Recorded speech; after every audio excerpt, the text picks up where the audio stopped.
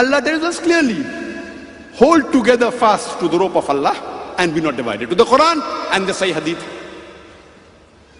Allah says in the Quran, in Surah Anam, chapter number 6, verse number 159, Allah says that as to those who divide the religion and break it into sects, thou hast nothing to do with them.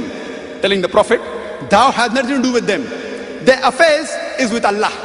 All their affairs is with Allah subhanahu wa ta'ala. And Allah will tell them what is the truth.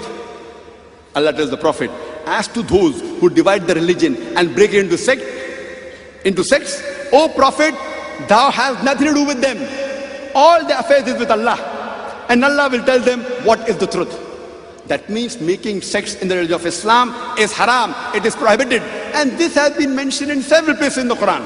Allah repeats this message in Surah Rum, chapter number 30, verse number 31 and 32. It says that be not like those who associate partners with Allah, and like those who divide their religion and make it into mere sects, and each one rejoicing that they are on the truth. Allah says in Surah Rum chapter 30, verse 31 and 32, that be not like those who associate partners with Allah subhanahu wa ta'ala, and like those who divide the religion and make it into mere sects, each one rejoicing that they are sufficient, they are on the right path. Allah repeats this message in Surah Mu'minun, chapter number 23, verse number 53 and 54, that